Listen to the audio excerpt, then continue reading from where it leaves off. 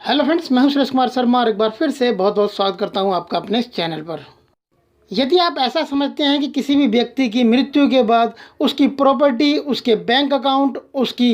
FD का पैसा, उसकी लाइफ इंश्योरेंस पॉलिसीज़ का पैसे का असली हकदार, असली मालिक उसका नॉमिनी होता है, तो आप बिल्कुल गलत सोचते हैं। हमारे पास कई बार मेल आए, हमारे वीडियोस में कई बार कमेंट आए, जिन कमेंट्स में हमसे पूछा गया कि हमारे घर का जो मेन मेंबर था उनकी मृत्यु हो गई है, उन्होंने अपनी जो लाइफ इंश्योरेंस पॉलिसी थी, उनका जो बैंक अकाउंट था उसके अंदर नॉमिनी किसी और को बनाया हुआ था, उनकी मृत्यु के बाद उस नॉमिनी ने क्लेम किया और वो सारा पैसा ले लिया, तो हम इसमें अब क्या कर सकते हैं। हम यहाँ पर आपको एक कमेंट दिखा भी रहे हैं, जिस कमेंट के अंदर हमसे पूछा गया है कि सर, मेरे चाचा पापा की एलआईसी में नॉमिनी थे, मेरे डैडी की अभी डेथ हुई है, बट अब चाचा पैसा नहीं दे रहे हैं, क्या करें हम अब? ना अब मॉम बची हैं ना डैड बचे हैं, कोई हमारी हेल्प नहीं कर रहा है। जब भी कोई व्यक्ति अपने लिए कोई प्रॉपर्टी खरीदता है या फिर कोई बैंक अकाउंट ओपन कराता है या फिर कोई लाइफ इंश्योरेंस पॉलिसी खरीदता है अपने लिए, तो उसका जब वो फॉर्म भर रहा होता है तो उस फॉर्म में उसे अपने नॉमिनी के बारे में बताना होता है,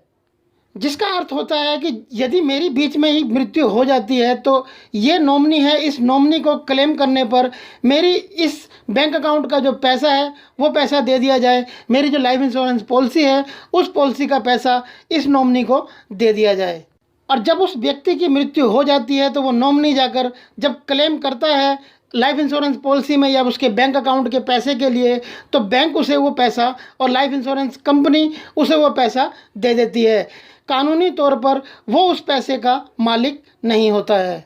इसके ऊपर अलग अलग तरीके से कानून बने हुए हैं। यदि किसी व्यक्ति की प्रॉपर्टी है और वो व्यक्ति की मृत्यु हो जाती है, उस प्रॉपर्टी में उसने, उस प्रॉपर्टी के पेपरों में उसने किसी को नॉमिनी बनाया हुआ है, तो वो नॉमिनी उस प्रॉपर्टी का मालिक नहीं होता है, वो केवल उस प्रॉपर्टी का केयर टेकर होता है। और कानून के मुताबिक केयर टेकर की ये जिम्मेदारी होती है कि वो उनके असली वारिस तक उस प्रॉपर्टी को पहुंचा दे।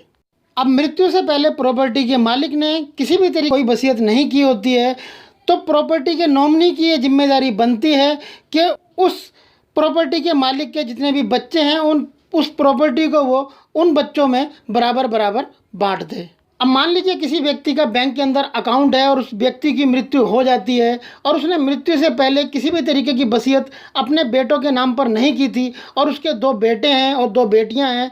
और उसकी मृत्यु हो जाती है, लेकिन उसने अपने बैंक अकाउंट के अंदर जो नॉमिनी रखा है वो अपनी बेटी को रखा है।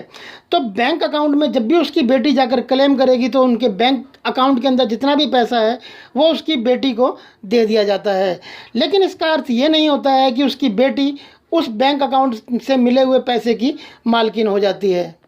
उसको जितना भी पैसा बैंक अकाउंट से मिला होता है, उस बैंक अकाउंट के पैसे के ऊपर यदि किसी भी तरीके की वसीयत नहीं बनी हुई है तो उनकी दोनों बेटियां और दोनों बेटे बराबर के हकदार होते हैं। उन चारों में बराबर का वो पैसा बांटा जाता है। अब मान लीजिए किसी भी बैंक अकाउंट होल्डर के 2 बेटे हैं, 2 बेटियां हैं, उसने अपने सबसे बड़े बेटे को अपना बैंक अकाउंट के अंदर नॉमिनी रखा हुआ है, तो बैंक उस नॉमिनी को उसकी मृत्यु के बाद वो सारा पैसा दे देता है। लेकिन कानून के मुताबिक छोटे बेटे को भी, जो बैंक अकाउंट होल्डर था उसने बेदखल नहीं किया होता है, तो उस छोटे बेटे के साथ भी बड़े बेटे को बैंक से मिले हुआ जितना भी पैसा है उस पैसे को बराबर बराबर शेयर करना होता है। अब इसी तरीके से इस केस के अंदर कि इनके पापा ने एलआईसी की एक लाइफ इंश्योरेंस पॉलिसी खरीदी हुई थी, लेकिन उस लाइफ इंश्योरेंस पॉलिसी के अंदर उन्होंने अपने भाई को यानी कि इनके चाचा को नॉमिनी रखा हुआ था। जब उनकी डेथ हुई तो इंश्योरेंस पॉलिसी के मुताबिक जो उनका नॉमिनी था उन्होंने जाकर क्लेम किया, यानी कि इनके चाचा ने क्लेम किया, और एलआईसी ने वो सारा पैसा उनके नॉमिनी को यानी इनके चाचा को दे दिया। अब कानून के मुताबिक इसका अर्थ ये नहीं होता है कि इनके चाचा उस एलआईसी पॉलिसी से मिले हुए पैसे के मालिक हो जाते हैं। आप भी नॉमिनी को लेकर बने हुए लाइफ इंश्योरेंस के कानून को जाकर पढ़ सकते हैं, जिसमें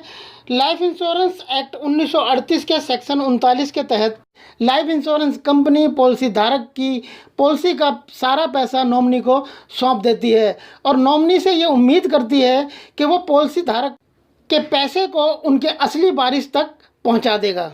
अब असली वारिस वो होते हैं जिन्हें व्यक्ति मृत्यु से पहले वसीयत में लिखवा कर जाता है। मान लीजिए किसी के 2 बेटे, किसी की 2 बेटियां हैं, उसने अपने 2 बेटों को बराबर बराबर की वसीयत बांटी है और उस व्यक्ति की कोई लाइफ इंश्योरेंस पॉलिसी थी और उस लाइफ इंश्योरेंस पॉलिसी के अंदर उसने उन दोनों बेटों के अलावा किसी तीसरे पर्सन को नॉमिनी रखा हुआ है, तो कानून के मुताबिक लाइफ इंश्योरेंस कंपनी उस नॉमिनी को यानी तीसरे पर्सन को सारा पैसा उनकी लाइफ इंश्योरेंस पॉलिसी का दे देती है और उससे ये उम्मीद करती है कि वो जाकर उनके असली वारिस तक वो पैसा पहुंचा देगा। अब यदि वो पैसा उन वारिस तक नहीं पहुंचाता है तो ये कानून का उल्लंघन कहलाता है। अब हर किसी को कानून के बारे में जानकारी नहीं होती है, लेकिन आप किसी भी वकील से या फिर कानून के सलाहकार से जब सलाह करेंगे, जिन्होंने सारा कानून पढ़ा होता है, सारे एक्ट जिन्होंने पढ़े होते हैं, तो वो आपको सारा कुछ समझा सकते हैं कि नॉमिनी के क्या क्या अधिकार हैं। अब लोगों के मन में ये सवाल आता है कि हम क्या कर सकते हैं। आप बहुत कुछ कर सकते हैं क्योंकि ये सब कानून है और सबको कानून का पालन करना होता है। कानून का पालन करना सबके लिए अनिवार्य है,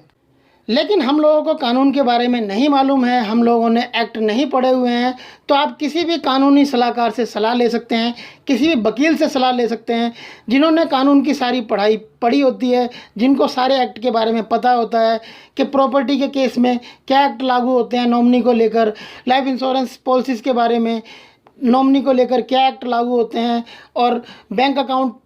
के नॉमिनी को लेकर क्या एक्ट लागू होते हैं। यदि आपको लगता है कि आपके अधिकार आपको नहीं मिल पा रहे हैं तो आप इसके लिए कानून का सहारा ले सकते हैं। इसके लिए आप कोर्ट जा सकते हैं और अपने अधिकार हासिल कर सकते हैं। अब मान लीजिए कि आपकी खुद की ही कोई लाइफ इंश्योरेंस पॉलिसी है, इससे आपको भी सीखने की ज़रूरत है। आपका कोई बैंक अकाउंट है या फिर एफडी में पैसा कहीं लगा हुआ है, प्रॉपर्टी है, तो आपको उसके नॉमिनी को जाकर अभी चेक कर लेना चाहिए।